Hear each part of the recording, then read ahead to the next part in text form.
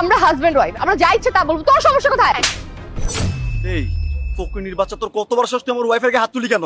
এটা যদি তোর ওয়াইফ হয় তাহলে আমি কে? তুমি এখানে কি করতো সঞ্জুমান?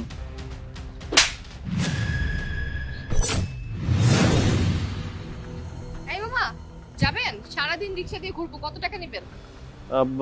1200 টাকা দিতে হইব সারাদিন রিক্সা করলে। কি 1200 টাকা? এই মামা, তুই রিক্সা জমা কত দাও প্রতিদিন?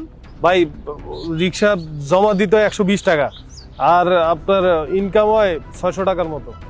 তুমি 120 টাকা যদি জমা দাও, তুমি আমার কাছে 1200 টাকা কেমনে চলে যাও? এই মামা এত কথা কইেন না তো, আপনি করলে অনেক ঘুরতে হইবে, কোনো জায়গায় রেস্ট পাবো না, গেলে যান নাইলে আমি গেলাম। আচ্ছা বাদ দাও তো, ভিখারিকে মনে করে দিয়ে দিও 1200 টাকা, সমস্যা কি? চলো আমরা ঘুরি। ও আচ্ছা, টাকা তো তোমার অনেক বেশি হয়ে গেছে, টাকা তো তুমিই দিবে, আর কি করো, চলো। চলো। এই মামা যাও। আজকে ওয়েদারটা অনেক সুন্দর না? হ্যাঁ, ওয়েদারটা অনেক সুন্দর, আর তাছাড়া আজকে রোদও নেই। হ্যাঁ ঠিকই বলছো, ওয়েদারটা না অনেক রোমান্টিক।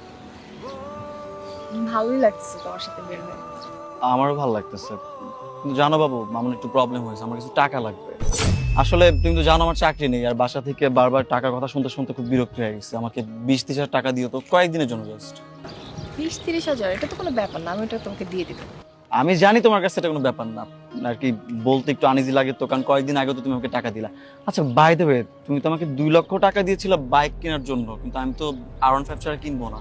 আর ওটা যে লেটেস্ট মডেল আছে সেটার দাম তো 6 লক্ষ টাকার মতো, আর বাকি 4 লক্ষ টাকা তুমি আমাকে দিবে না?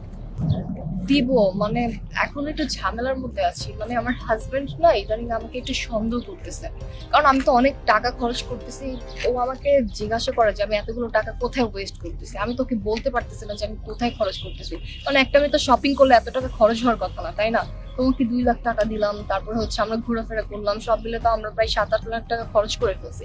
এখন যদি তোমাকে নতুন করে আবার টাকা দেই, মানে একটু হিমশিম খেয়ে যাব, যার কারণে একটু তোমাকে লেট করে টাকাটা দিচ্ছি। তুমি কোনো টেনশন করো না, আমি তোমাকে টাকাটা দিয়ে দিব। আচ্ছা ঠিক আছে, সেটার কথা হলে বাদই দিলাম, কিন্তু তুমি না বলছিলে যে আমার নামে একটা ফ্ল্যাট কিনে দিবা? ওই তোমার হাজবেন্ড যে ফ্ল্যাটটা কিনবে সেটা আমার নামে করে দিবা, তো ওটা তো কোনো খবরই না, অলরেডি 2-3 মাস তো চলে গেল। ফ্ল্যাট, হ্যাঁ ফ্ল্যাট তো কিনে দিবই। আমি আমার হাজবেন্ডকে বলছি যে আমার নতুন একটা ফ্ল্যাট লাগবে, ও আমাকে বলছে এটা কোনো ব্যাপার না, আমি তোমাকে ফ্ল্যাট কিনে দিব। ও বলছে যে নতুন জায়গায় একটা ফ্ল্যাট বুকিংও দিয়ে দিবে, ওই যে লেক সিটি আছে না, লেক সিটিতে। তুমি কোনো চিন্তা করো না, তোমার ফ্ল্যাট হয়ে যাবে। আচ্ছা ঠিক আছে, আসলে এরকম বাইরে লুকিয়ে লুকিয়ে দেখা করতে ভালো লাগে, নিজস্ব একটা ফ্ল্যাট থাকলে আমরা তো ডেইলি ডেট করতে পারতাম, বুঝতেছো? আচ্ছা বাই দ্য ওয়ে, যাই হোক, আজকে ওয়েদারটা যেহেতু ভালো, আমরা একটা কাজ করি, আমরা একটা হোটেল আছে না, আমরা আজকে ওই হোটেলটা যাই। সিরিয়াসলি? কোন হোটেল? ওই যে মেহেদিমন? হ্যাঁ, মেহেদিমুন প্যালেস। ওকে। মামা, বাম পাশে যে হোটেলটা আছে, হোটেলের সামনে রেখো।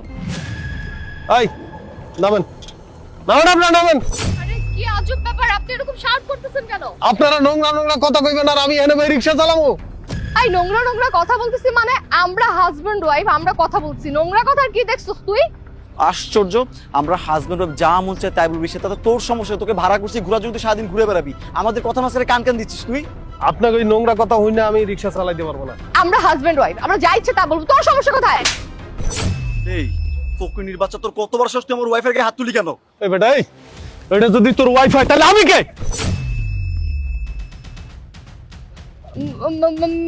মেঘ, মেঘ তুমি এখানে রিকশা নিয়ে রিকশাওয়ালার বেশি কি করতেছো? এই চুপ!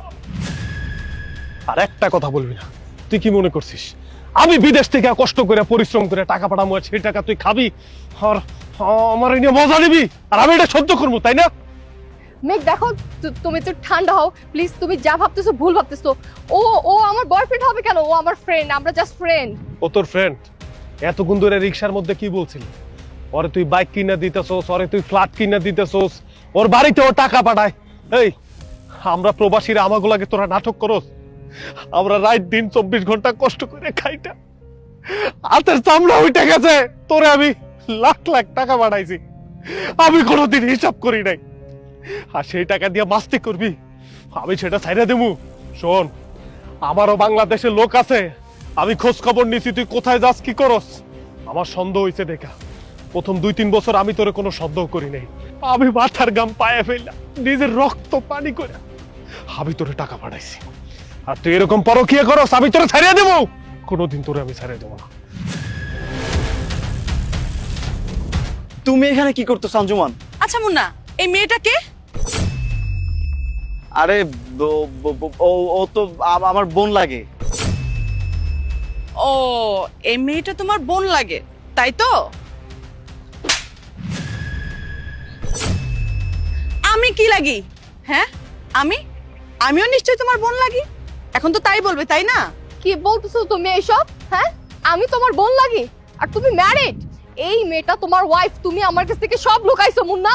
তুমি আমাকে বলছো তুমি বিয়ে করো নাই, তুমি আমাকে ভালোবাসো। তার মানে কি লাখ লাখ টাকা নেওয়ার জন্য তুমি এগুলো করছো?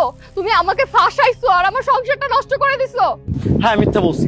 মিথ্যা বলছি তো কি হয়েছে? তুমিও তো অন্য কারো ওয়াইফ, তাই না? তো সমস্যা কোথায়? আমার তো ওয়াইফ থাকতেই পারে। তুমি যে তোমার হাজবেন্ড আমার সাথে প্রেম করতে পারতেছো, তা আমি আমার ওয়াইফ রেখে তোমার সাথে প্রেম করতে পারবো না? তো এতে সমস্যা কোথায় বলো? এই থাম, তোকে নাটক বন্ধ কর। শোন, তোরে আমি একটা কথা কইতেছি। আমি তো জানি তোর কাছে আমার দেওয়া কিছু টাকা পয়সা ছাড়া আর কিচ্ছু নাই।